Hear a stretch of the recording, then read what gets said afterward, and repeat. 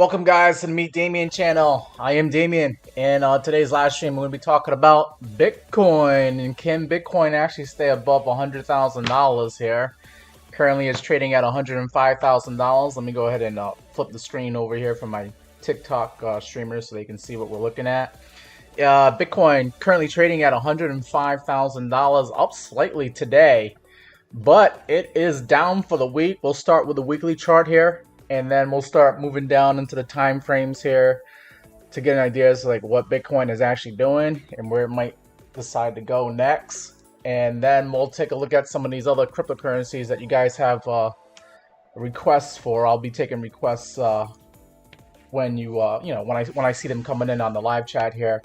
I do see trade intuitions in there. Yes, guys, don't forget to hit the like button. Smash that like button, like Trade Intuition just said. Let's go ahead and try to get the amount of people that are watching. See if we can get the likes to match the amount of people that are watching this live stream right now. Appreciate that. Appreciate that. Yeah, you're working hard out there, Trade Intuition. Don't forget to take a water break. Appreciate you coming into the live stream. All right, let's get back into Bitcoin here. We're looking at Bitcoin at $105,000. Had a rough couple of days here after Donald Trump tariffs got reinstated when they appealed the decision here for the tariffs to be allowed.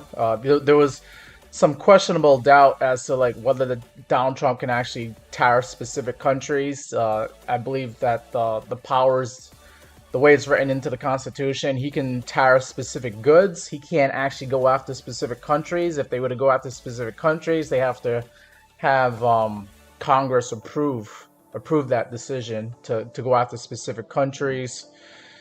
So that's a whole little legal battle. But the legal battle was that it was affecting all markets, including Bitcoin, and tariffs came off, and we topped out. I believe on Ethereum, we topped out at like $2,700 or some almost like $2,800 on Ethereum. But we're talking about Bitcoin here.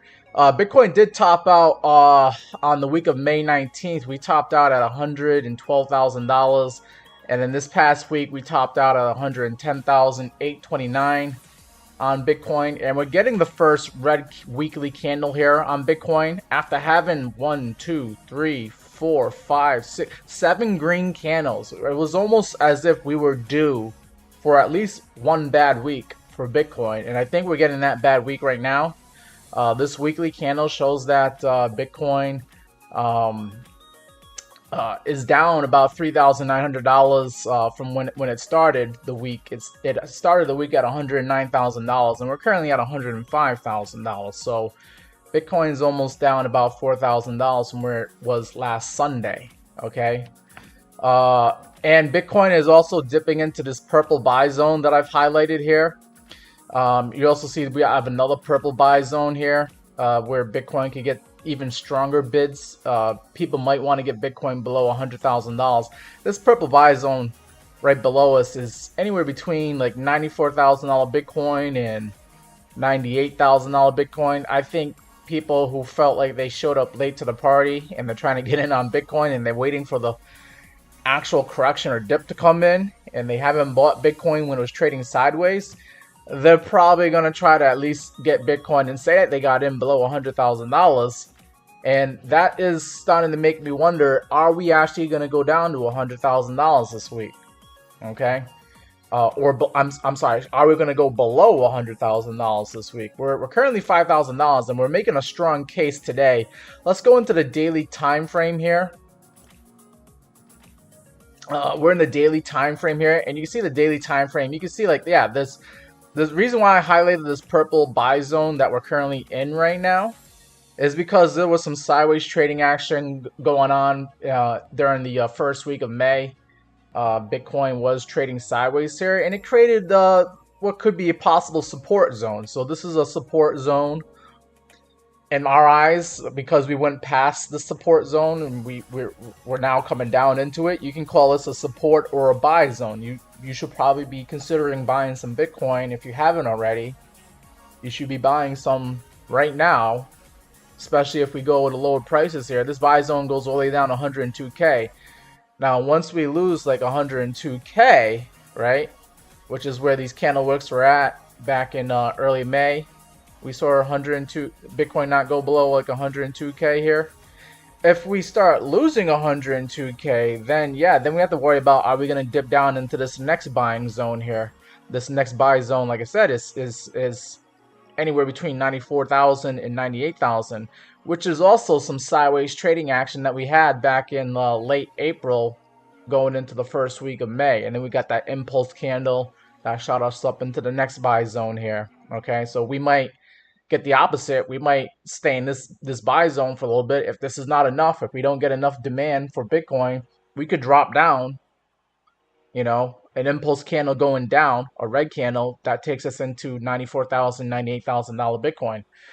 And that would put us right where this 200-day moving average is sitting at. This red line is sitting at 94,800. I think that should also be another indicator that traders and investors are looking at all throughout the world to help them understand if Bitcoin is, you know, reaching its support. The 200-day moving average should be considered support. Funny enough, you also have the 100-day moving average right next to it, and then you have the 50-day moving average not too far away. So you have, for those who use moving averages here, you have your 200-day and your 100-day could provide support at $94,000, $95,000 Bitcoin. Okay. And if we lose that, then maybe the 50-day provides support. But you would think like the 200, 100, they should provide some strong support. If we lose that, then yeah, then we have to wonder if this is the end of the rally here, and are we going into a bear market? Now, I'm glad I'm over here. I'm over here talking about the possible bear market here with Bitcoin and crypto, because I do want to talk about total market cap. I saw some things on total market cap the other day and yesterday that I wasn't too happy to see. Okay, and we'll get into total market cap after we finish here with Bitcoin. But yeah, let's go into the 1 hour time frame here on Bitcoin. You see the 1 hour time frame. You are in that purple buy zone. You should start considering scooping up some Bitcoin, and I think some of the bulls have gotten that memo right this morning, and they're pushing Bitcoin up. Like the last 1, 2, 3, the last 4 hours here, we've been getting some bid orders here and on Bitcoin. Bitcoin is coming up on price right now, and you know, with that being said, you know, could Bitcoin get bid up? If it gets bid up and we get up to the 200 moving average and we flip this from resistance to support, then this might have been your buying opportunity just now. Okay, it happens really quick in crypto. All right, you only get maybe like 1 or 2 days to like really scoop up some good prices, and that's if you're lucky. If it takes you that long to actually get good prices. Sometimes Bitcoin dips down into these buy zones and goes right back up. It doesn't even give people a chance to scoop up the good deals. So you have to be right on it, and you have to be quick to make that decision here. But yeah, if we get above the 200 moving average on the 1 hour time frame, I would become a little bit more bullish on Bitcoin. I still am bearish with the price trending down, making lower highs, at least on the 1 hour time frame, and also lower lows, as it's already obvious on the 1 hour time frame. Let's go ahead and we'll take a look at the smaller time frame. We're just going from top to bottom here on the time frames, going from the weekly to the daily to the 1 hour to the 15-minute time frame. 15-minute time frame is showing some promise here on Bitcoin. We did get above the 200 moving average, which is this red line here. We are above the 200 moving average. If this continues on, these other moving averages will start to get above the 200 moving average as well. Right now, the 50 is above it and the 21 EMA, and we're just waiting for the 100 to get above that 15-minute time frame if you're using moving averages here. This is promising. This is promising. Okay, let me go ahead and I'm going to see if I can get the other indicators here. We're kind of looking at it like a naked chart right now. Let's go ahead and we'll put on the normal indicators here. And I I got the RSI showing now. You can see that the RSI on the 15-minute time frame, we are now considered overbought. So this could mean that we could see Bitcoin coming down as I'm on this live stream here with you guys. We could see the price come back down, maybe retest the 200 moving average on the 15-minute time frame.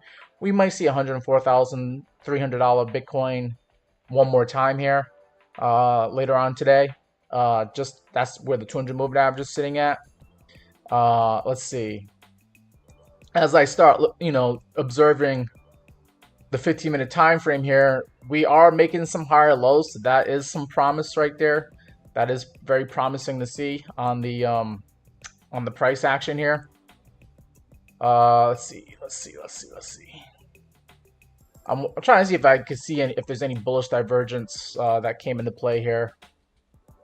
Not really on the 15-minute time frame. I don't really see that so obvious. It just looks like regular price action, but it is nice to see that there are some higher lows being made here on the 15-minute time frame. And then, of course, you want to see some higher highs be made. And this last high here at 105,365 Bitcoin is higher than the highs here back on Friday, where we saw Bitcoin at $105,000 Bitcoin. So we're beating those highs back on Friday slightly. We want to then see if we can climb above the highs here on early Friday morning when we were at like $106,000 Bitcoin. So we'll see if Bitcoin, if it continues being bullish here on the smaller time frames, then we want to see $106,000 come up next, and then that would put us well above the 200-day moving average here on the 15-minute time frame, and it would also put us in an uptrend that is contesting the highs back here and on Friday and also Thursday as well. Okay, so yeah, that's good to see. That's good to see. The bulls are fighting, the longs are fighting this downtrend. They're trying to create an uptrend right now.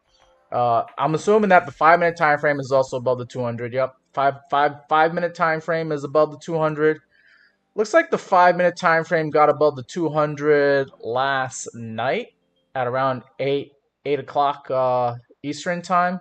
Came back down below it briefly at 11 o'clock. Then we came back above it.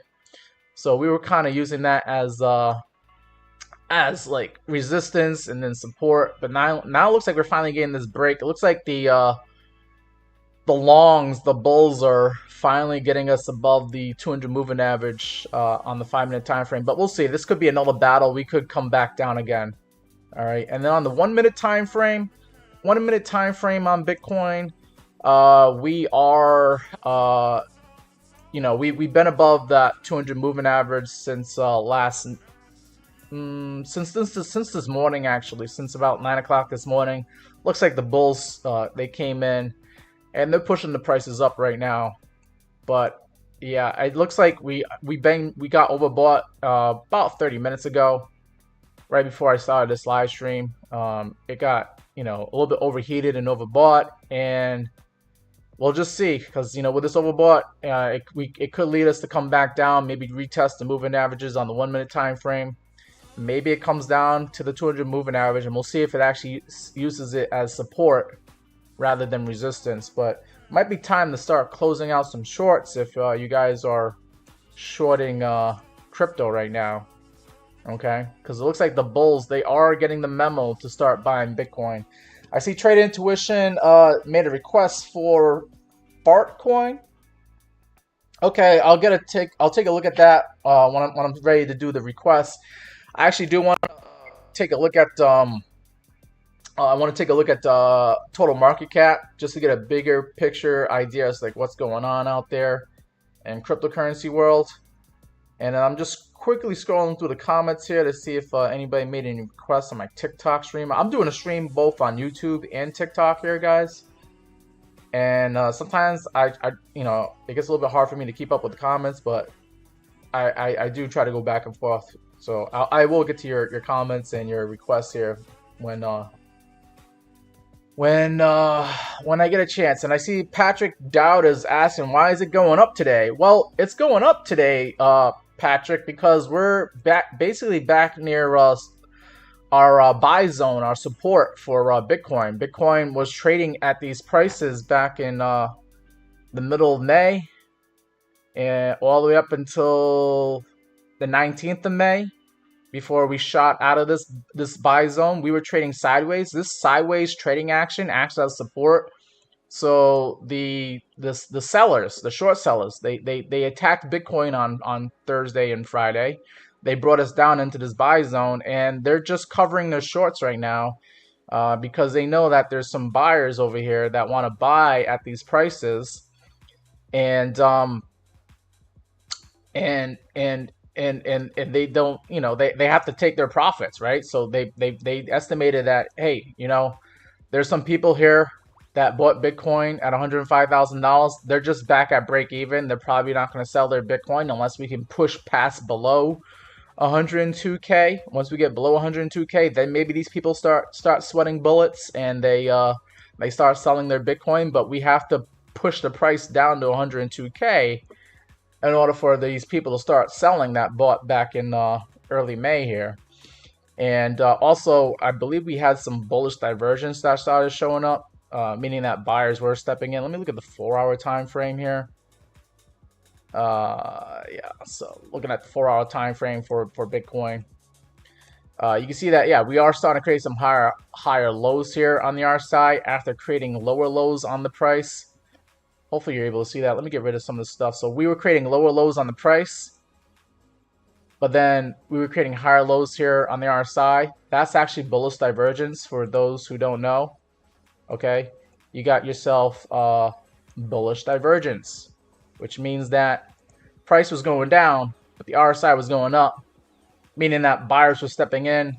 They were buying in at this price, and now you're getting the reaction right now. So you're getting buyers are stepping in, and also you're getting short sellers that are covering their bets after having a pretty good last couple of days here. They're trying to cover their shorts right now. I'm actually in a short on Ethereum myself. I actually added to my short last night. I might have to take a little bit off the table and cover myself. But I think right now, just looking at the 15-minute time frame, we are overbought right now. So I could probably wait until the price comes down, maybe to like 104K again. And then I could cover my short that I took last night. I just added to the position because I saw that we were still in the downtrend. And to be honest with you, the short that I added on Ethereum, it actually paid off, but I was sleeping. I was sleeping around like 4 or 5 o'clock in the morning. We look at the Ethereum real quick here. We saw Ethereum get down to like 2478. Actually, no, not even 4 or 5. This was like a few hours ago. I was still sleeping though. Around like 8:45, 8:30 a.m. we saw Ethereum get down to like 2470 on Coinbase Exchange, and I was sleeping. If I had I seen that, maybe I might have covered my short there, but looks like other people covered their shorts, and we're getting a little bump up in price right now. So hopefully that explains your question as to why we're going up today. Price goes up and down. It doesn't always go down, and it doesn't always go up. It goes up and down. Patrick is asking me, do I trade Dogecoin? Yes, I do. Every now and then. If I feel like we're getting some more bullish divergence and we're actually respecting these support zones here, I might actually do a trade on a leverage trade on Dogecoin myself. I know Trade Intuition asked about Farcoin. I'm gonna get to Farcoin after I talk about total market cap here on Bitcoin and cryptocurrency. So let's look at total market cap, and then I'll start doing these requests here, guys. Total crypto market cap. So this is the crypto market cap for all of cryptocurrency world. This is all the money that's in cryptocurrency right now, is at $3.2 trillion. Excuse me. And the thing that I'm concerned about with total market cap, right, is we just topped out on May 23rd at like $3.5 trillion. May 22nd, $3.49 trillion. I'm worried that this could actually be a lower high compared to the highs that we made here in January when we saw a total market cap at almost $3.7 trillion, and then back here in December 17th when we saw 3.73 trillion. It would be nice for us to get up to those highs again. We're roughly a half a trillion away from that. We need like $500 billion more to get up to where we were back in December and January. I'm not raising alarm bells just yet, but if we continue going down, especially if we lose right over here at like 3.1 trillion, if we start losing 3.1 trillion on the market cap, we could come violently down. We could have, just like we had this green candle that pushed us up back on May 8th to like higher prices on crypto, we could come right back down to this level right here at 2.9 trillion.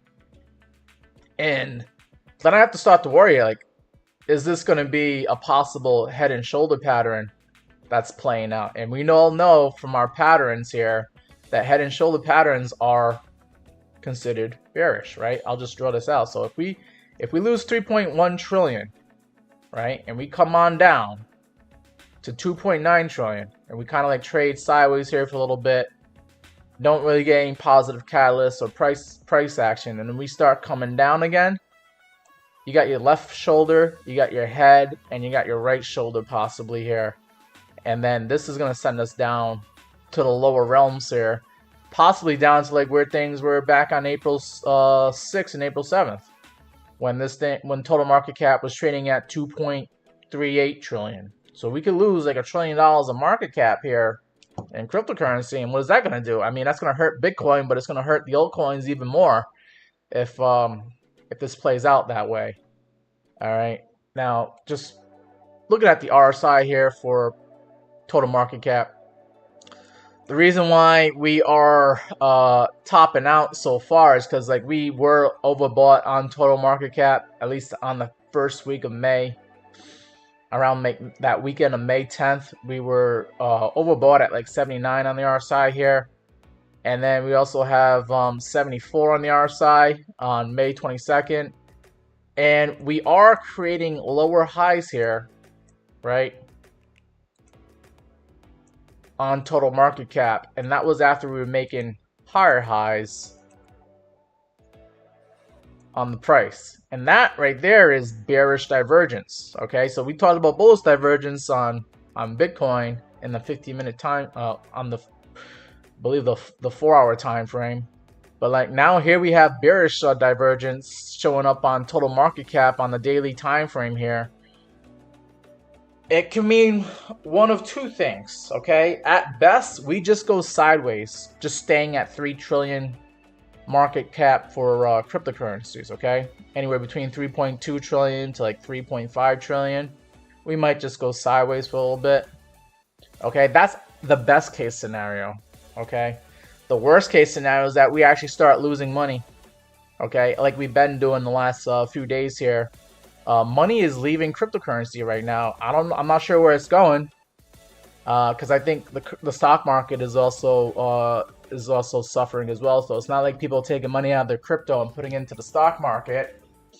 It looks like people are going probably into Tether or US dollars. We'll take a look at USDT real quick here, because this money's got to go somewhere. It's got to find a home.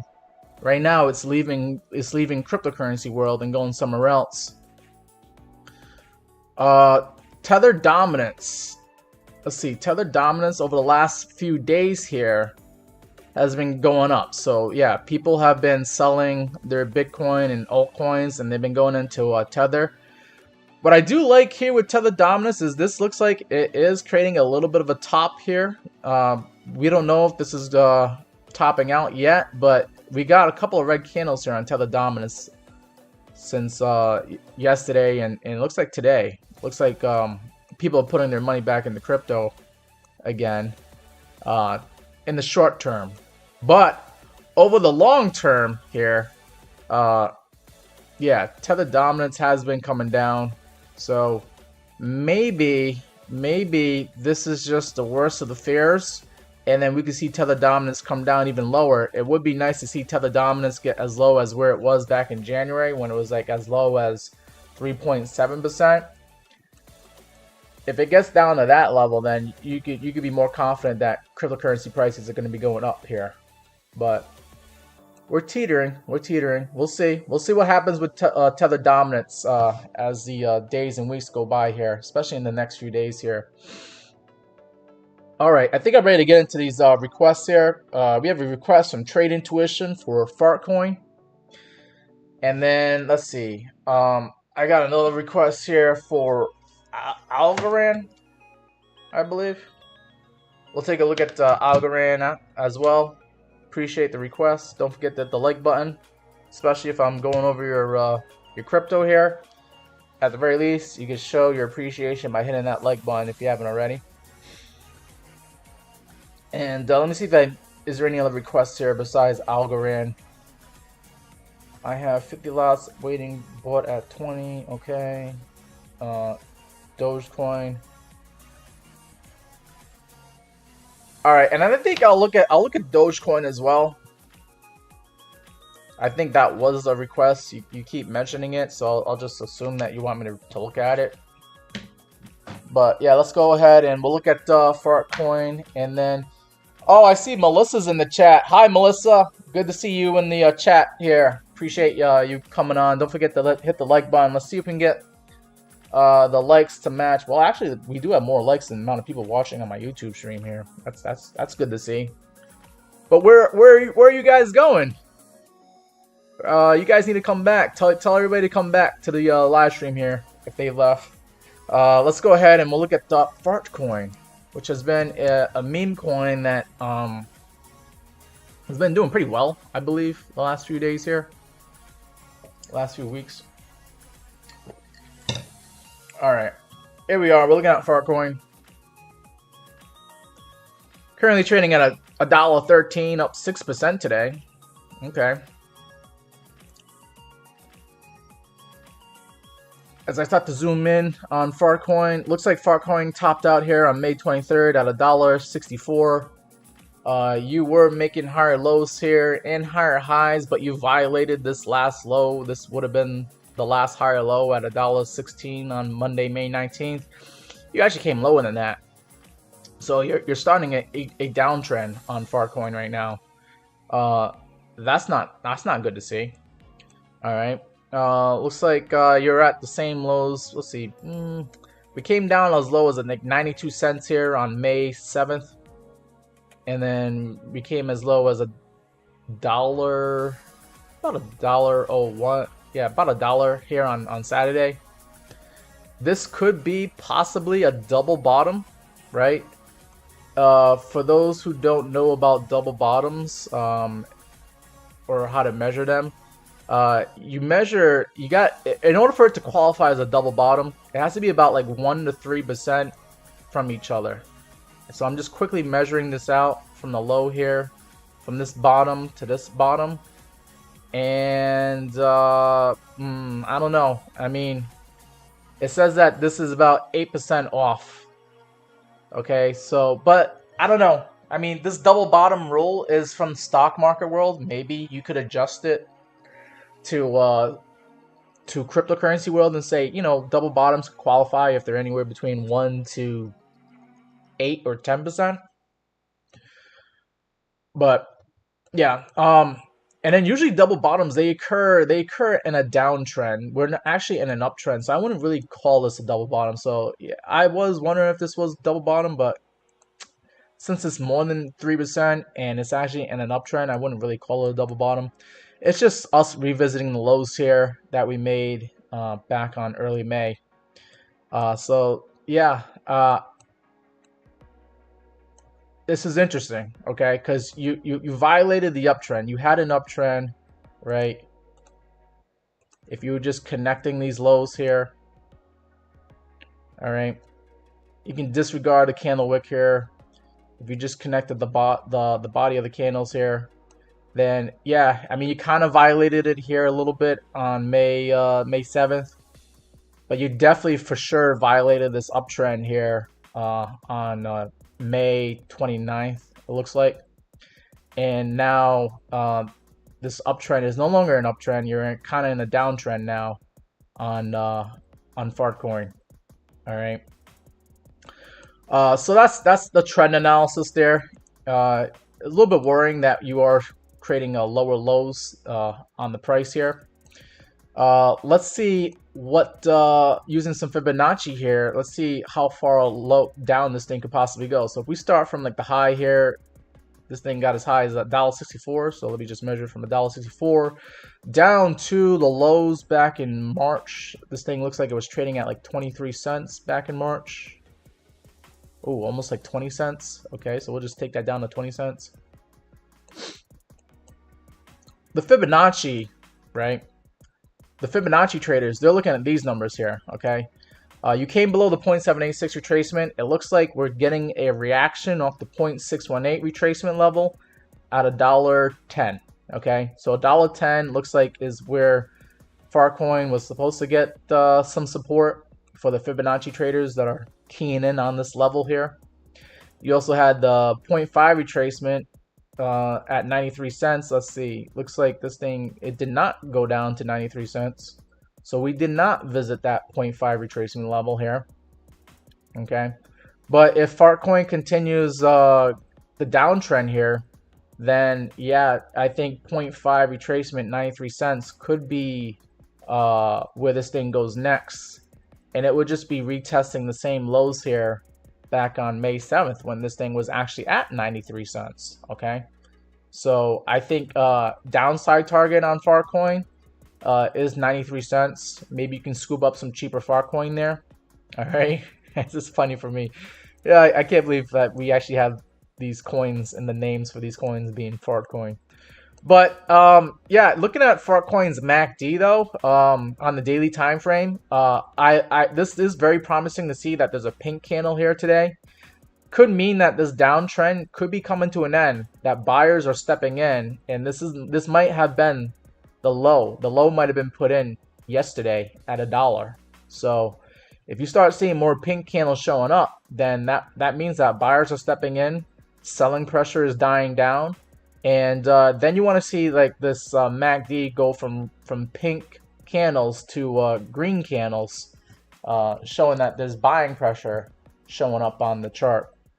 I also like the fact here on Fartcoin that stochastic RSI is also pretty low right now, which means that this thing is ready to pump up to higher prices if it's allowed to do that. And I say allowed to do that because if Bitcoin decides to continue going down, then that's going to drag the rest of cryptocurrencies down with it. We all know that by now. For those who've been in crypto for a while, we know that when Bitcoin goes down, it's hard for these altcoins to actually start going to higher prices here, unless they have something special going for them that's coin specific. If it's just trading around with the rest of the market, it's going to go down with Bitcoin. So, but this thing is ready to go up. If Bitcoin starts going to higher prices again, this thing is ready to go up to higher prices. And if it does, then we would want to see it get above this this high that we just made here at $1.64. Okay, and then we want to see it go higher than that, obviously. And the next upside target for Fartcoin is this 1618 at $2.55. $2.55. You should consider start selling some Fartcoin at that point, because you're basically going to be doubling your money in Fartcoin right now. If you go from $1.13 to $2.55 here, I would sell at least something. You don't have to sell all of it, but you should click that sell button. Get used to clicking that sell button after you doubled your money. All right. Let me just turn to moving averages. See if there's any confluence for moving averages. All right. Looking at the moving averages here. Moving averages are below us, at least on this MEXC exchange, but you do have the 200 and the 100 anywhere between 76 and 83 cents. If Fartcoin violates for the 0.5 retracement level, it could come down to this 0.382 level at like 75 cents, which is confluent with the 200 moving average on the daily time frame. So just be on the lookout for that. If we are in a downtrend, you might get some more support at 75 cents here. All right, moving on to Algorand. Algo USD. Let's take a look at it on Kraken Exchange, see how it's doing over there. Let me just zoom out here. You got Algorand currently trading at 19 cents, just shy of 20 cents. Looks like Algorand was, you know, it bottomed out here in April, just like a lot of other assets did. You created almost, I mean, you got some higher highs, obviously, but this was not a higher high here in May 23rd. That's concerning. This is when you should have been ringing the alarm bells here on Algorand. You created a lower high than you did back in early May here, so that's a little bit concerning. Okay.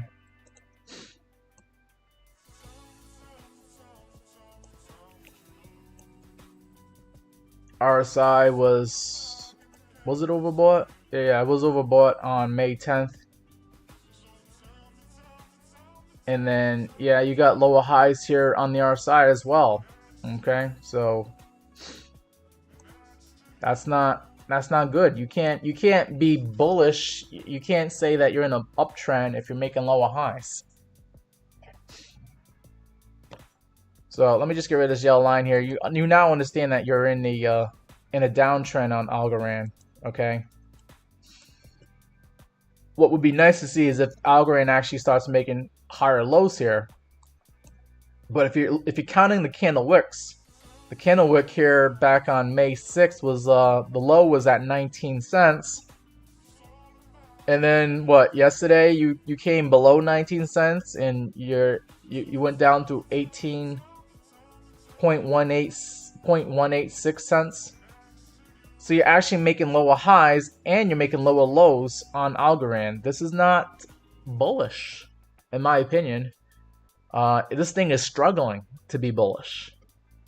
It tried to be bullish back in late April going into early May, but something went wrong here, especially after making this lower high on May 23rd.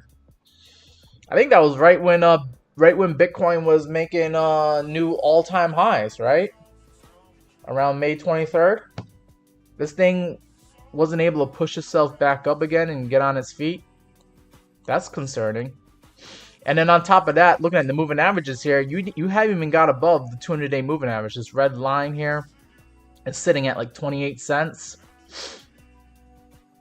I can't be bullish on Algorand until it at least gets above the 200-day moving average. I know it's trying to recover from the lows that it made back in April, but I mean, Bitcoin has created new all-time highs, and this coin hasn't been able to get back above this 200-day moving average. I know there's all the cryptocurrencies out there that have just recently got above their 200-day moving average, but Algorand is not it. So I can't be bullish on Algorand. What I want to see with Algorand, for me to get excited about this coin and actually think it's in an uptrend again and that it could be bullish, is we got to get above this high here and on May 12th at like 25 cents. So we, if this is the low here, if it's just revisiting the lows back in early May, we need to see this thing start putting in some work here and get above 26, 27 cents.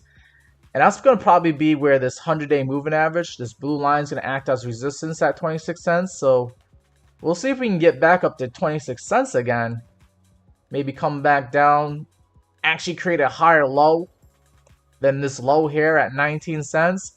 And then shoot back up to higher prices. And then you can get excited and bullish again once this thing gets above the 200-day moving average at 28 cents. So I want to see this thing get up to like 26, 28 cents again before I start becoming bullish on Algorand.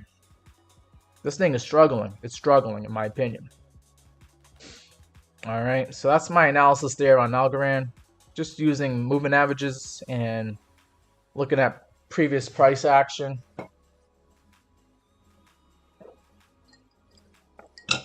I think 26, 28 cents is going to be your target. That's where the 100-day and the 200-day are sitting at right now. Those are your upside targets on Algorand. All right, we'll look at Dogecoin. Doge USD. Take a look at it on Binance. See how it looks like on Binance Exchange. I think I can get rid of this previous chart work here. This is no longer in play anymore.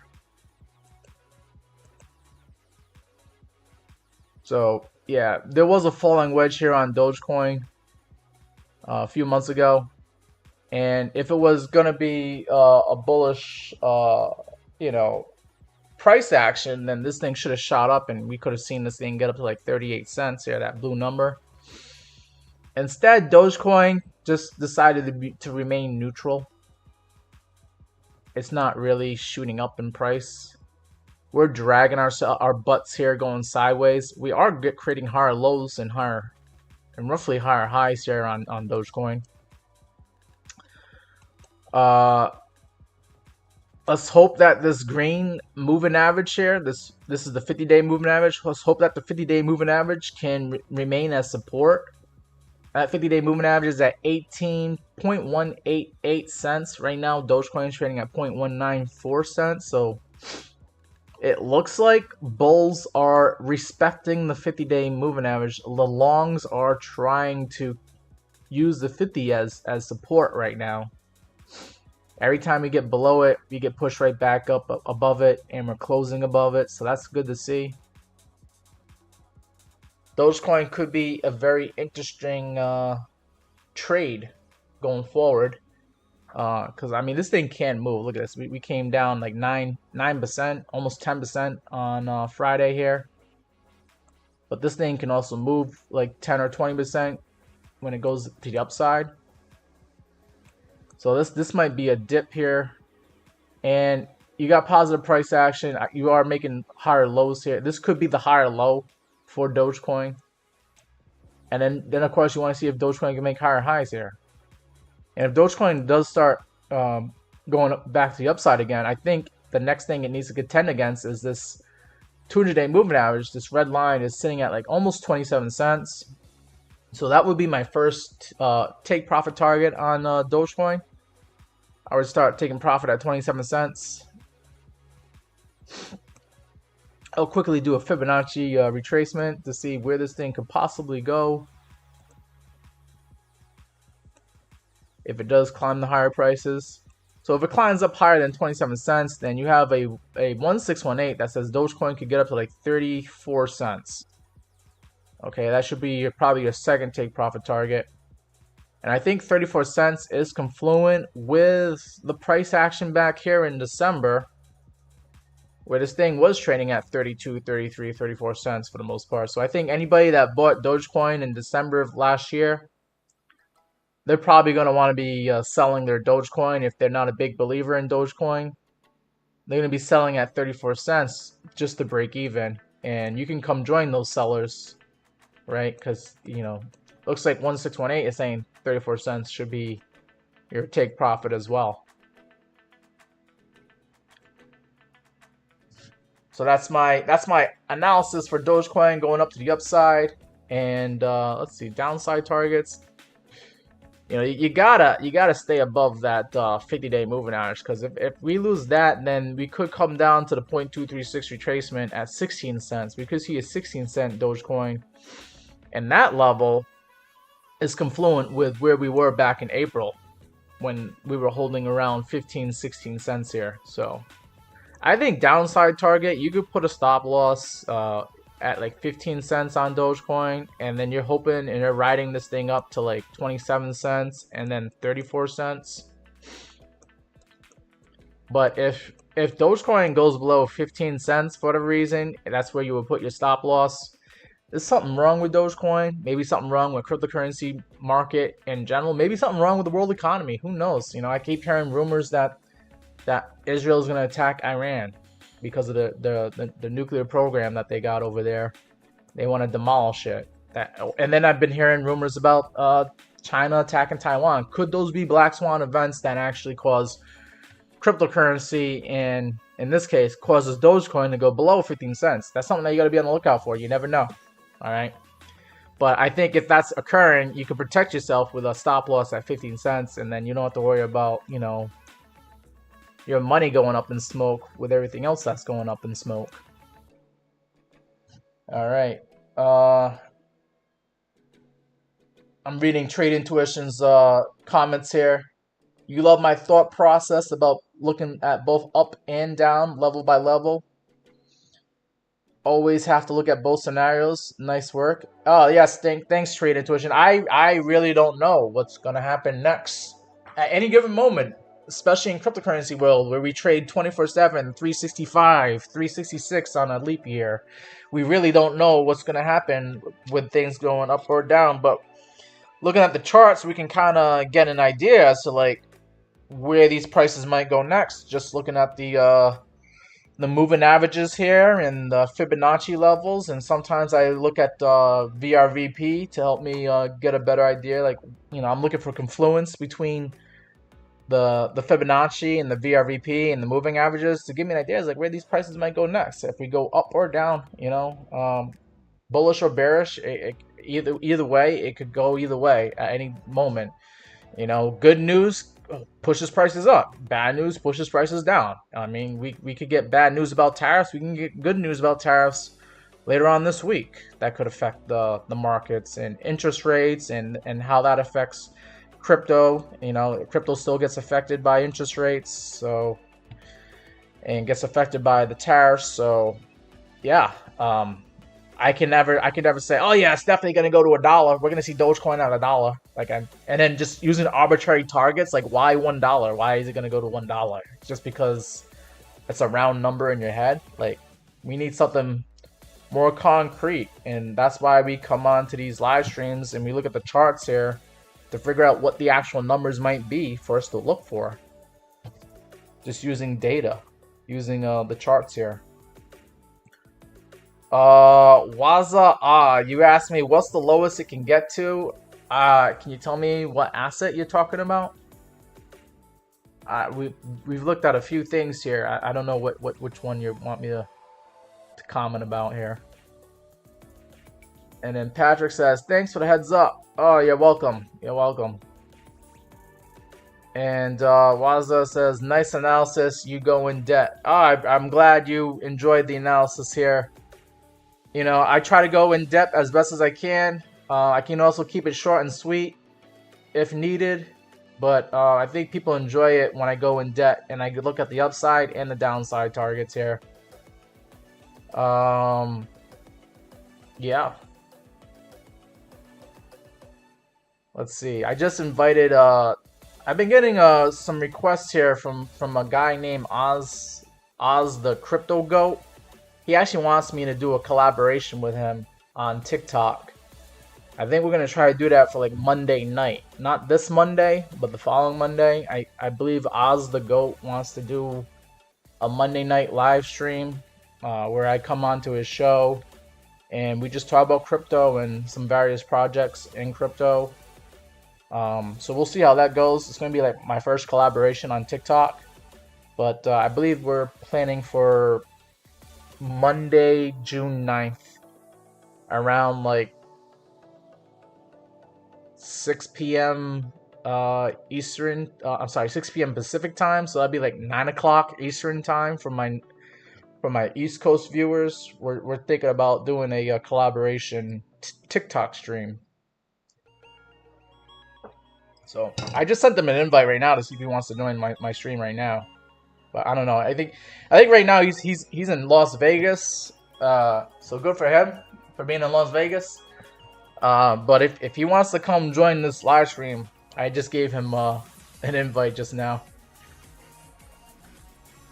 So yeah, guys, I've been getting we're building up this channel, and I see some other people are starting to recognize me and the hard work that I do here on the charts, and now I'm getting some invites for people they want me to come on their show and do some some collaboration and just talk about cryptocurrencies and charts. Let's see. You guys are talking about yard work here on YouTube. You lost the battle with your yard, Melissa. I'm sorry to hear that. And Trade Intuition saying you still need to unbox and assemble your standing desk. Goal is to have it done this week. You've been procrastinating on the project. You guys are doing yard work and projects, so I'm glad you guys are still able to come onto the live stream and just listen to me while you're doing your yard work or whatever you're doing around the house. Appreciate that. Appreciate that. Let's see. Do we have any requests? Does anybody want me to talk about any other cryptocurrencies here?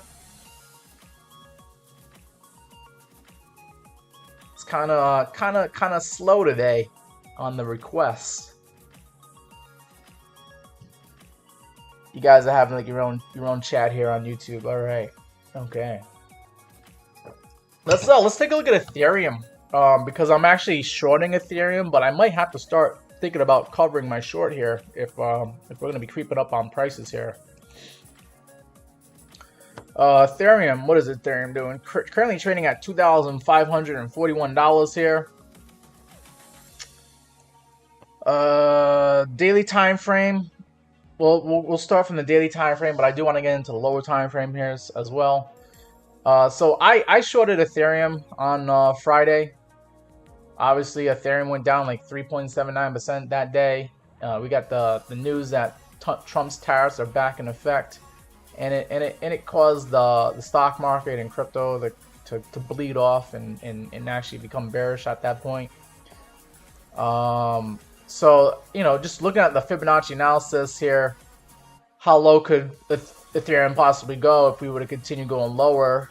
We topped out here at like almost $2,800 on Thursday, about a few days ago, right? It came up to like $27.89 on Ethereum. And I measured from the impulse move here when Ethereum was trading at like $1,800, right around like Cinco de Mayo, around that time. Around the first week of May, and it gives me like these Fibonacci numbers to look at. I'm targeting on my short the 0.618 retracement level at 24.21 is where I'm trying to take profit on my short. If it even gets down to that level, I don't know. I mean, we could just flip bullish again for no reason, for whatever reason. But 24.21 was my target on my short, my first take profit target. My other second take profit target is if Ethereum gets really bearish and we lose like, the 100-day moving average at $2,400, right? We have some candle wicks here at like 23.23 and 23.49. That might act as support, but just going for see if I could hit a home run on my short. As quickly as we came up on Ethereum, we could quickly come down, and if we came down on Ethereum, then we have a 0.236 retracement that says Ethereum could come down to 2,043. And then we also have this 50-day moving average here, which could provide support at 2,068. So I think Ethereum could come down to the low $2,000 level if we get more bearish news, if we get knocked down to that level. Okay, I think the bulls will start to show up on Ethereum. They'll try to defend $2,000. I'm not sure if we'll go below $2,000 on Ethereum, but I can see that we do have a 50-day moving average. So the moving average traders are going to be looking at the 50-day moving average. The Fibonacci traders are going to be looking at the 0.236 retracement, and I think 2040, 2070 will probably be a good buy zone for Ethereum if it even gets down to that level. Okay. But first, we have to break through $2,400 on Ethereum if we're going to be bearish. And $2,400, like I said, that's the 0.618 retracement level. And then also, you have the 100-day moving average could act as support at that level. That's actually my reasonable take profit target on Ethereum. I mean, my reasonable take profit on a short. If I'm shorting Ethereum, that's where I'm trying to cover. Okay, I'm trying to cover in that area, and I might be able to push it further down to $2,000 if we lose $2,400. But upside for Ethereum, you know, Ethereum, if crypto goes bullish, if we get positive news, if we get like a trade deal, or for whatever reason we become bullish. I'm not sure what that reason might be, but we got to get past $2,700, which is where the 200-day moving average is acting as resistance. And then if we get past that level, then we could see possibly a $3,400 Ethereum. That's the 1618 fib extension level. We could see a $3,400 Ethereum later on in 2025. But let's go into the 15-minute time frame. See what traders are doing. They're trying to take away from my short right now. All right, let's see. Right now, Ethereum at 2,544. We're just getting above the 200 moving average on the 15-minute time frame, but we are now overbought with RSI at 75, 70 here on the RSI here. That's interesting. And let's see, buying pressure is starting to die down a little bit here. We're now getting, instead of solid green, we're getting light green. Light green could then turn into red if we flip on the MACD here. We could start seeing some of these red candles showing up like we seen before on the MACD. Now, if I start seeing those red candles, I might actually start covering at least a little bit of my short here on Ethereum, so I can at least maintain my profits. And stochastic RSI is high on the 15-minute time frame for Ethereum. Now, that doesn't mean it can't stay high, but I'm anticipating that this thing is, you know, doing a little peak above. It's getting its head above the clouds here, above the 200-day moving average, but we might start dipping right back down. And when we get that dip back down, then I'll probably cover a little bit of my short. Because the bulls, the longs are trying to make a case here for higher prices. They're actually showing up here. Right? We saw Ethereum get as low as 2470 at 8:30 this morning. It would be nice if it goes back down there. I would love to cover my short at 2470 versus 2543. I think my short might be near break even. Let's take a look. You guys want to see what my short's looking like here on Ethereum? It's not doing too hot. Not as good as it was last night. Looks like I'm only up $8 on my short. My entry was at 25.53. Currently, we're trading at 25.49. Let me just click refresh to see if that data is up to date. It might actually be worse than that. Oh, I'm actually down. I had to refresh the page.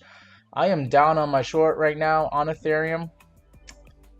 Looks like yeah, the bulls are kicking me in the teeth right now on my short. I think I might actually re-enter the short though. Yeah, I think I'm gonna go back and add onto that position, because this might actually be this might be the high for today. This just might actually be a lower high as we continue making lower highs and lower lows. So let me go in there. I'll show you guys how I actually trade on Coinbase exchange with the derivatives market. Well, looking at Ethereum June contracts here, and I'm gonna add. Let's just do a market order. I'm gonna add 10 contracts to that short, and I'm shorting Ethereum.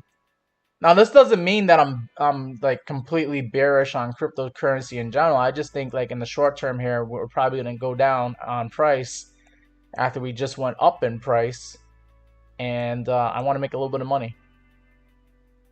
All right, so I just did a short on my Ethereum contracts here, and let's see. Let's look at it now. I now have 20 contracts that are shorting Ethereum. I'm only down about $28 for today. Right now, this position is down $45. Okay, you don't always win when it comes to trading, but you want to keep your losses small. And as you can see, like, yeah, it looks like we are starting to get some red candles here on Ethereum. Now going back, I didn't put a stop loss in there. I got a game plan this thing out, right? So going back into the derivatives for Ethereum, I gotta put in a bracket. I like doing bracket orders here, and we just added 10 contracts to the position. So I gotta make sure I bracket those 10 contracts. And stop loss is very important. You gotta figure out how much money you want to plan on losing. I don't like losing more than like 30 or 50 bucks on a trade. So just looking at the previous high, if Ethereum gets above this last high here, I'm not sure if you're able to see it, but if it gets above like 2584 was like the last high that it made here, then there might be we might just still be bullish here. The bulls might be continuing to push the prices higher. So I think I'm gonna put my my stop buy at like 2585. So that's gonna be where my stop loss is on the short, 2585, and I'm only gonna lose about $35. So that's acceptable in my eyes. I'm gonna lose about $35 if I'm wrong. Okay. But I think Ethereum could come down to 2,400 bucks.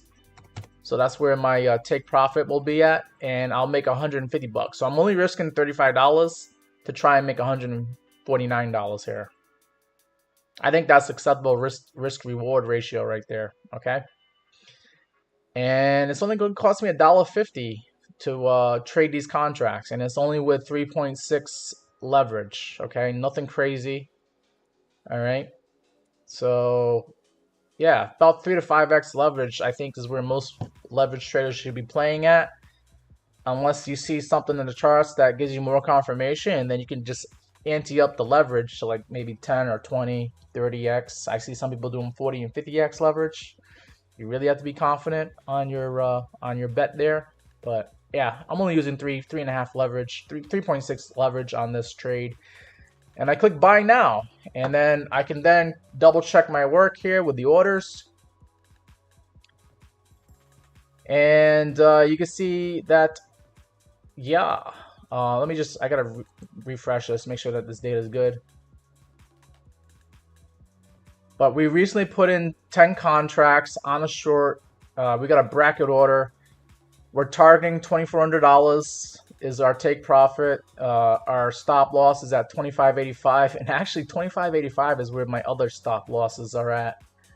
Because I actually have like another 5 contracts here and another 5 contracts here, and I'm targeting 2400 again on this one, and I'm also targeting $2,000 in case Ethereum gets really bearish. I'm still targeting $2,000 with about 5 contracts if it even goes down that low. So you guys just saw me do a little bit of live trading there on Ethereum using leveraged contracts on Coinbase Exchange. Yes, Melissa, I'm trading on Coinbase. Yep, that was Coinbase Exchange right there.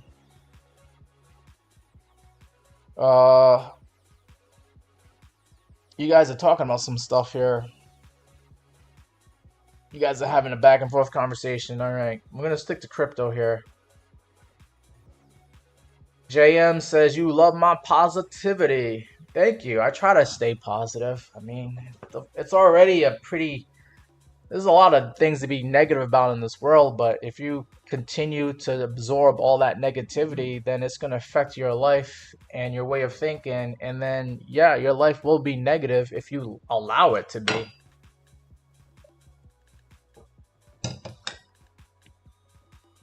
So, yeah, I try to stay positive here.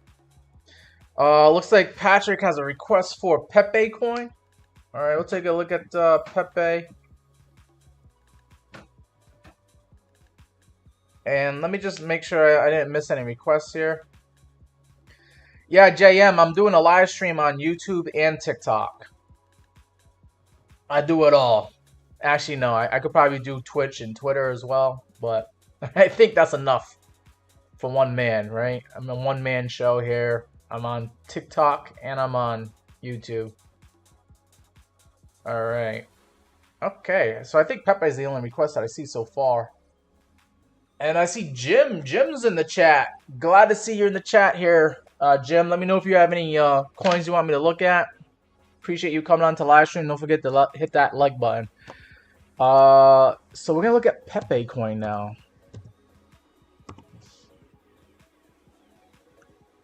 Pepe, yeah, Binance, sure, why not? Pepe coin is currently trading at 11.90, up 2% today. Let's get into the daily time frame here. Get out of the 15-minute time frame. I have done some previous chart work here on Pepe.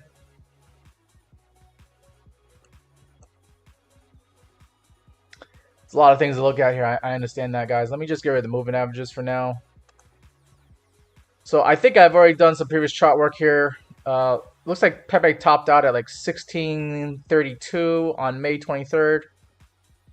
And I measured the Fibonacci analysis. I measured down to like where, you know, Pepe got the impulse back on the beginning of May at about like, we came down at like 800. So I measured the Fibonacci down there. And the Fibonacci numbers are showing that it looks like we recently came down to test the 0.382 at 1100. Right, that's where we're kind of at right now. Yesterday, excuse me. Yesterday, Pepe came down to like 1095. So we tested at 0.382. If Pepe was to continue being bearish, we could bleed down to like the 1000 level, where you got the 0.236 retracement sitting at that number there. And let's see. Yeah, that's just using Fibonacci here. You can't just use one thing. You're looking for some confluence. So let's go ahead and turn the moving averages now. We'll turn the moving averages to see if there's any support on the moving averages. And with the moving averages, I do see we have the 100-day moving average could provide support at 1065. So that's like right in between the 0.236 level and the 0.382 level. There's a likelihood that you might get a bounce off that 100-day moving average. So if you're just using, you know, moving averages, you're probably looking at that. The buy zone is for you is going to be at like 1060. And if you're just using the Fibonacci level, Fibonacci analysis, then you're probably looking at like, oh, I could buy some at 1100, or I could buy some at 1000. And if you take the middle between those two numbers, then you get basically where the 100-day moving average is at. So I think like 1050, 1060 should be a strong support zone for Pepe, because the moving averages and the Fibonacci traders, they're all eyeballing those levels right now. Looks like the MACD is still showing some red candles here. I want to see like a pink candle start showing up here on the MACD, which means that buyers are crushing the sellers right now, and we're probably creating basically the low in this downtrend that we're already in. And yeah, when I see a pink candle show up, I get excited, because that means like we're basically almost starting to turn around here on the MACD. But you can't just rely on one indicator, because that pink candle could then get overridden by a dark red candle again, and then you're like, oh man, we're still in it. We're still coming down here. All right, stochastic RSI is also pretty low on Pepe as well. So, you know, Pepe is looking like it's ready to start coming up if Bitcoin will allow it to do so. Okay, this could just be the higher low that we're looking for on the uptrend on the daily time frame. Let me go ahead and get rid of the moving averages again here as I start to zoom out. You know, Pepe did bottom out in actually bottom out here in March. And then almost like a double bottom here in April as well. So we already seen some of the lows here on Pepe. And then it just went screaming up higher on May 8th here. So if Pepe continues being bullish, this same Fibonacci analysis is saying that we could see a 1618 extension and get us up to 2,000, and you basically be doubling your money at that point, and you should be selling something. You don't have to sell all of it, but you should be selling something because you just made money at that point. And then 2618 says that we could see a 2700 Pepe. 2700 seems to be confluent with the tops here. Back here in December, we saw Pepe as high as 2836. So if Pepe gets up to like 2800, you damn sure better be selling something if you plan on making money. All right, let's see. What is Jim saying here in the chat? Worst thing you could do is maintain a negative mindset when losing. Joe's absolutely right. Jim is saying, I'm seeing trade intuition saying facts. This is when we walk away, watch a movie, or go for a walk. The worst thing to do is revenge trade. Trading on emotions is so bad. Yeah, trading on emotions is really bad. But trading does elicit, it causes you to become emotional, especially if you don't have a game plan, especially if you're not respecting your stop losses. If you're not using stop losses, then yeah, trading becomes a very emotional game here. That's why you have to have a disciplined strategy. You have to have a disciplined system, some trading strategies, and you got to have your limits and a game plan, right? Like I said, I entered a short on Ethereum, but I only plan on losing 30 bucks if I'm wrong, but I can make 150 bucks if I'm right. I already have my things game planned out, so if things don't go my way, I don't get emotional. I'm like, all right, whatever. If Ethereum goes up in price, that's actually gonna be good for my spot bag. So like, if it goes up, I'm happy. If it goes down, I'm still happy because I'm making money on my short. So I can stay happy actually if I game plan things out correctly. Now, things don't always go according to game plan, but that's when you have to figure out, what your bias is. Are you bullish or are you bearish? Because my bias is still bullish on the long term here for crypto until we start seeing some more bad signs here. But in the short term, with the tariffs and the way things were going with, China and stuff like that, I had to be taking advantage of the bearish situation that's currently going on in the markets right now. But it looks like, let's go back to Bitcoin. Let's see how Bitcoin's doing here. Bitcoin, when I started the stream, we'll go into the 5-minute time frame. When I started the stream, at like 12 o'clock. I thought we saw higher prices than 105,100 here. I thought we were at like 105,300, right? Yeah, we were at like 105,300 about an hour ago. When I first started the stream, I mean, you guys could probably thank me for starting the stream, because when I first started the stream, that's when we got this nice green candle on the 5-minute time frame here. Bitcoin shot up above 104,700 to like 105,200. So I think my live stream here might have been the positive catalyst to send us to higher prices here. Jim's in the chat asking about Atom and Holix, and those are stocks. Okay, you are my first guy to request stocks today. Appreciate the request. I'm not just a one-trick pony. I can talk about stocks, and I can talk about crypto. I can talk about commodities. If it's on TradingView, I can talk about it. So we got Atom and Holix. Now, usually I don't get people asking about stocks during the weekend, because stocks aren't trading on the weekend. We can only look at what it did on Friday, but sure, yeah, we can definitely look at those two stocks for you.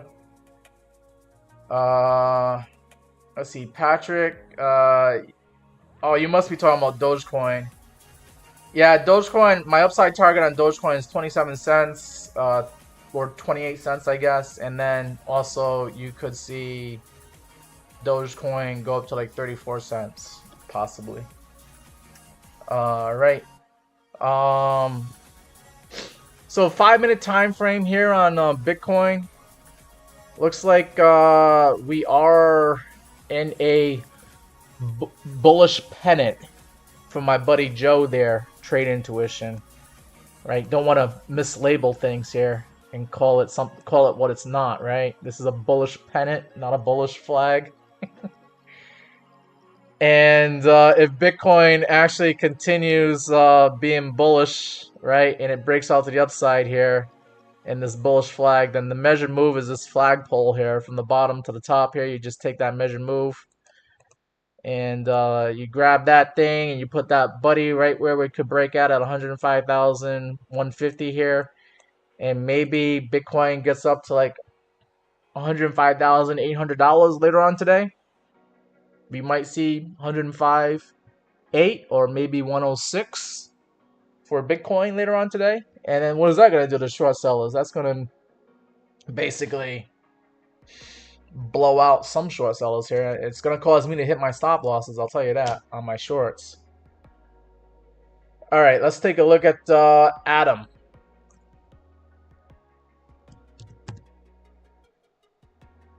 And this is Atom Maria Incorporated on the NASDAQ. I believe that's the thing that we're looking at here.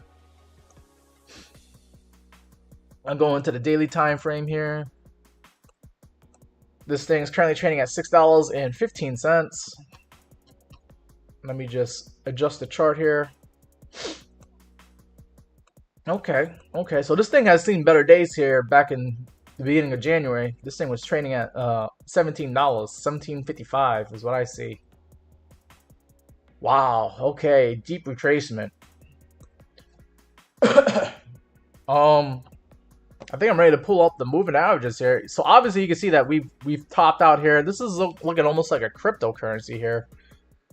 I'm a little bit curious if you could tell us, Jim, what does Atom actually do to make money here in the stock market world? Let's see. Is there like a profile here? It looks like it says Atom engages in the development, commercializations, and licensings of proprietary processes and technologies for the semiconductor industry. So it's involved in semiconductors. It developed Mears silicon technology, which increases performance and power efficiency in semiconductor transistors. The company was founded November 26, 2001, and is headquartered in California. Okay. So that's a little brief description. This is a stock that we're looking at on the NASDAQ. And Jim is saying here that it has a small share float, which is why the price fluctuates similar to crypto. It's almost like a low cap cryptocurrency. Okay. If I turn the moving averages here, let's see if we have any support or resistance from the moving averages here. 200-day moving average is sitting at $5.74, so I would probably treat that as my line in the sand, as if I'm going to be bullish or bearish. If we're above the 200-day moving average, I can be bullish. If we're below the 200-day moving average, I have to start to become bearish. And right now, we're above it, so I can be bullish on the stocks as of now. If I was to try to get into this stock, since I don't have any of this, I would try to see if I can get lucky enough to buy it at $5.74, maybe $5.75. If I was anxious to start a position, I don't think that's, too much of a big deal. But if I wanted to start a small trade, maybe put like 25% of what I'm willing to invest in this, I could buy some now at $6.15, and I could put a stop loss at maybe right below the 200-day at $5.42 maybe. And if we go down lower, then hopefully I can get filled in at a lower price here on Atom. Looks like Atom topped out here May 14th, we were overbought, about 78 on the RSI, and you're coming down on the RSI here. So you are confirming your downtrend, lower highs. It looks like almost lower lows here as well in the price, and you have lower high here on the RSI. So you are in a downtrend. Looking at the MACD, obviously you had your green candles here back in early May. Then the buying pressure died down, and then it flipped, and now you have selling pressure increasing. You could get some more red candles here, which could possibly put you below that 200-day moving average. So I would be looking to see if I can get some cheaper Atom in the next few days, few weeks here. Stochastic RSI is low, but that doesn't mean that it can't stay low. So I'd be looking to buy some Atom, Jim, here. I'd be looking to buy some Atom in the next few days and weeks here. See if you get filled at that 200-day moving average at 574, and see if you can even get filled below that. Maybe it comes and retests the zone that you're in. You know, I would treat this as a buying zone here. Let me go ahead and draw that out. So this should be your buy zone here. You'd be lucky enough to buy some at the same prices that people were getting it at the beginning of April. Okay? So if you start seeing this thing coming down into the buy zone, I would click that buy button. Not financial advice. Do whatever you feel like doing with your money. But in my opinion, if I was trying to get into this stock, I'd be putting in some buy limit orders here. But I'd also be putting in some buy limit orders here on the 200-day moving average, because the 200-day could get respected. And you might not go below the 200-day. You might dip below it, just then come back above it. But I would probably put some buy limit orders in at the 200-day. See if you get filled there as well. Then, of course, you know, upside, right? I would be targeting the sideways trading action here back in January and early February. So you could put another rectangle there, right? We'll do another rectangle.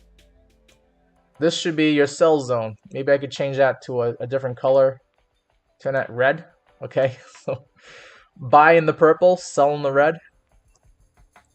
So you should be selling somewhere anywhere between $8.14 to like roughly $9, almost $10 here is where you should be selling. And you'd be basically, if you're buying right now at $6 and you're selling it for like $10, I think that's, my mental math is telling me that you should be getting like roughly a 66% gain. I'll double check my work. Let me go ahead and measure that out here for you. So if you buy now here and you get into this target zone, this sell zone here of like $10, yeah, you're gonna be up about 60% on your investment roughly. So that's what I'd be targeting there on Atom. And then your other request here is Holix. Okay, we'll get Holix. Holx.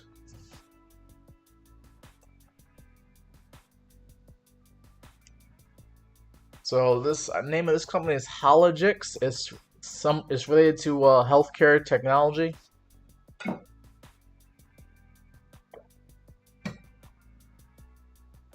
And Holix is trading at $62.17, down 1% on Friday. Oh wow, we caught some bids here on Tuesday. I'm a little bit curious, Jim. Do you know why we caught some bids here on Tuesday? I don't see like an earnings report or anything, but you went up like 14%, which is really good to see in a stock. But this is probably one of those low market cap healthcare stocks, huh? I'm just zooming out to get familiar with this chart here. I kind of want to turn the VRVP, but if I just eyeball this, I see a lot of sideways trading action at $70. So that's probably would be my first take profit.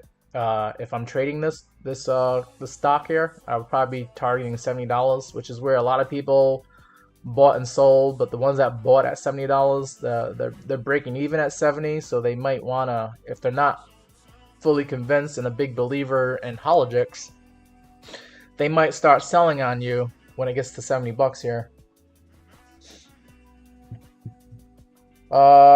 You think Tuesday was a tariff pause? Oh, that might be it.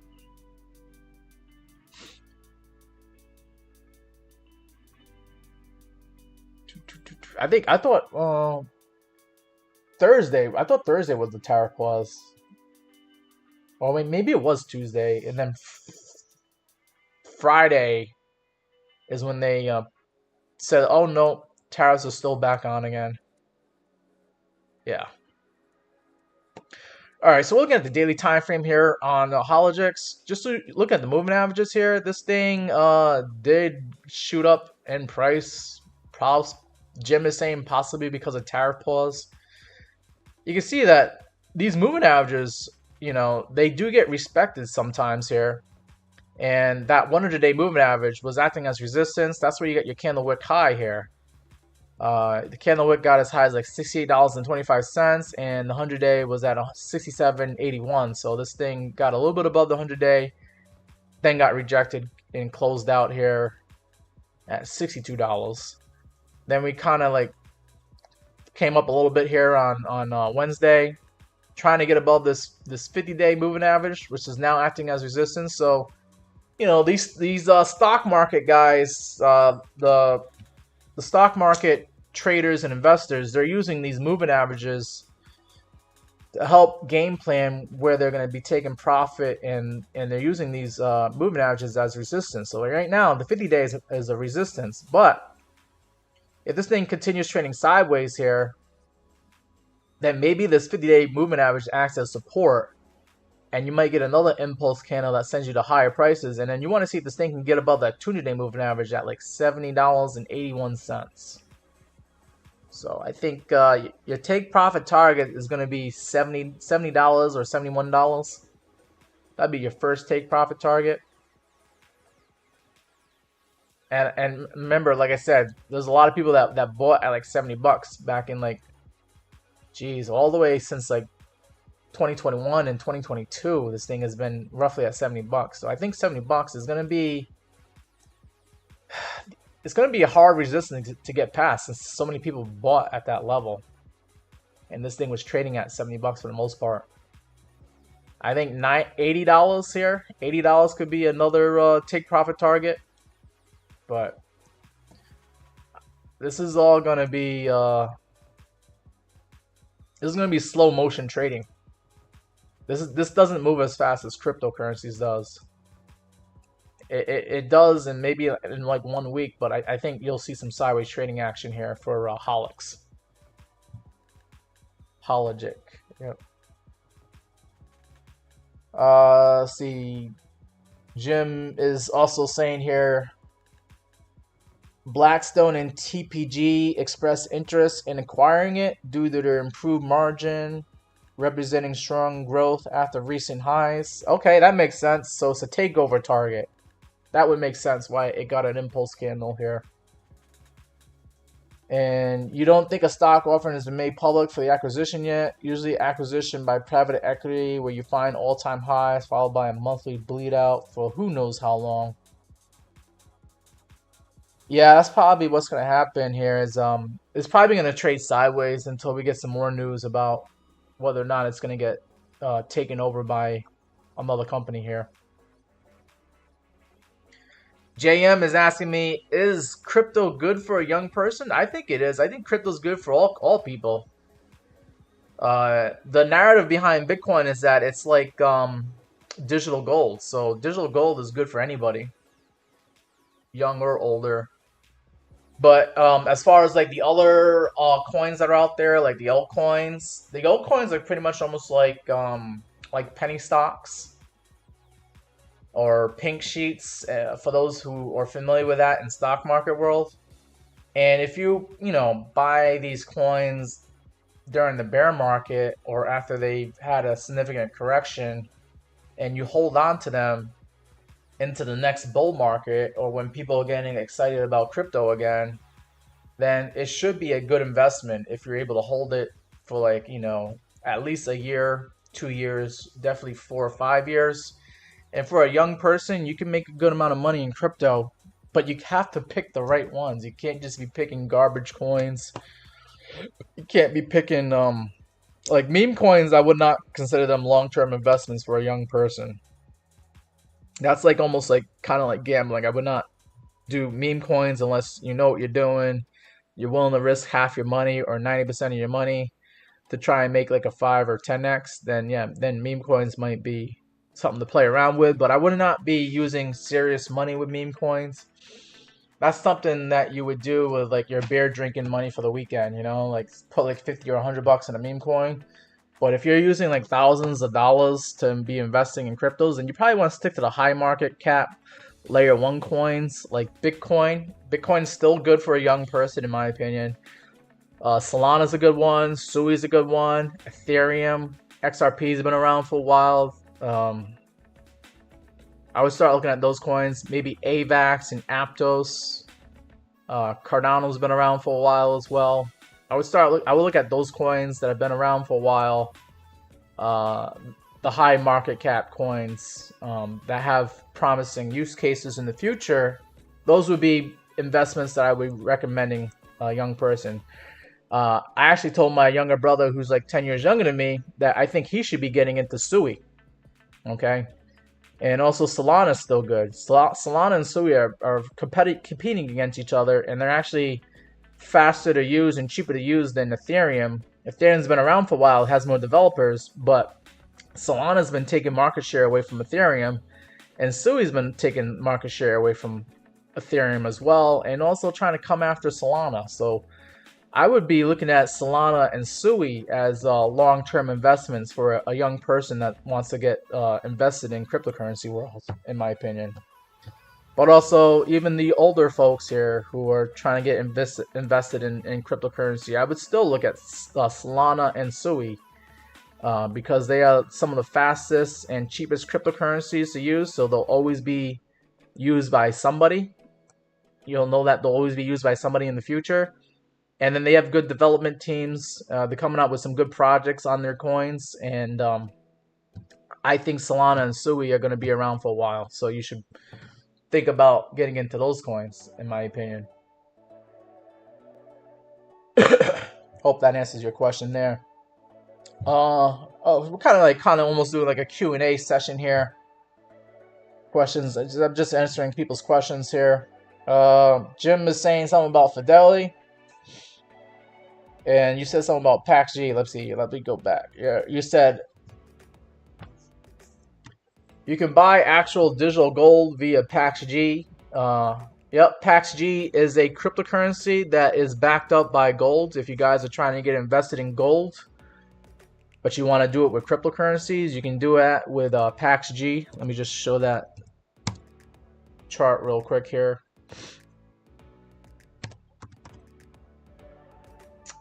So yeah, there's a coin that follows the price of gold here, and that's PAX-G.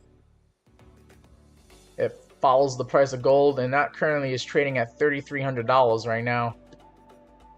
All right. And then what else did Jim say here? You recently redeemed PAX-G for physical gold, turned you crazy bullish on RWAs. All right.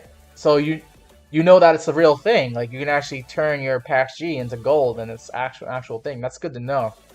I never done that myself, but that's good to know in case I ever want to do that. Jim's here says that Fidelity has Ethereum and Bitcoin offerings are excellent opportunities in a young investor's Roth IRA, even with just daily DCA. Yeah, so if you're still using stock market trading platforms, you can buy the Bitcoin and Ethereum ETFs, or talk to your financial advisor or stockbroker about buying Bitcoin and Ethereum ETFs, and you can buy Bitcoin and Ethereum and keep it in your retirement plan, your IRA. Okay, so that's a good point that Jim brought up. Jim says that he likes using Fidelity's funds due to their self-custody of Bitcoin and Ethereum, and they do not issue shares to cover fund expenses, thereby reducing the NAV of the ETF. So Jim's a very experienced stock market guy here. He's over here talking about net asset values and ETFs that some of my other newer guys, they probably don't even know what that is. Maybe some of my stock market guys might know, but seems like Jim knows his stuff when it comes to ETFs in stock market world.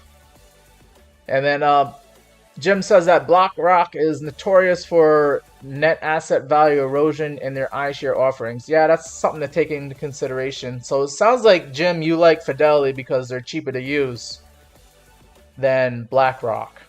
That's good. I'm glad you're getting that information out there to my viewers and my streamers here. Guys, I think we had a pretty good live stream. I got a good amount of likes here. I got some people watching on my YouTube stream, and then I also got you guys here on TikTok. I think that's gonna be it for this live stream. I do have some things I need to do today. Appreciate you guys coming on to the live stream. Let's finish off by looking at Bitcoin real quick here. See what Bitcoin's doing. Bitcoin currently trading at 105,191. And like I said, downside targets on Bitcoin, if we lose like $101,000, $102,000, then we could come down below 100K and we might see 97, 98K. We might get support at $94,000, $95,000 with that 200-day moving average is sitting at. But if Bitcoin decides to turn the ship around and go up to higher prices here, then we do have the 1618 saying that we could see Bitcoin at $129,000, $130,000 later on in 2025. I can't give an exact date, but the Fibonacci analysis says that it's a possibility here. Okay. So let's go ahead and end off on that note. I appreciate you guys coming on to the live stream. Try to look for my next live stream. Let's see. Tomorrow, I might go early in the afternoon like I did today, or I might go later on. I have to go do some grocery shopping and do some errands tomorrow at some point. I also like to hit the gym as well. So if I don't go early on the live stream tomorrow afternoon, then you'll probably see me later on, probably around like 5 or 6 p.m. East Coast time here. Okay. All right, guys. Thanks for coming on to live stream. Don't forget to hit the like and subscribe button, and go ahead and share this video with some of your friends and family that are also trying to get involved with cryptocurrencies and stocks. We talk about all of those kind of things here on the Meet Damien channel, and I try to give you an in-depth analysis unless you want me to keep it short and sweet. But yeah, that's going to be it for this live stream. Take care, guys. I'll see you on the next one.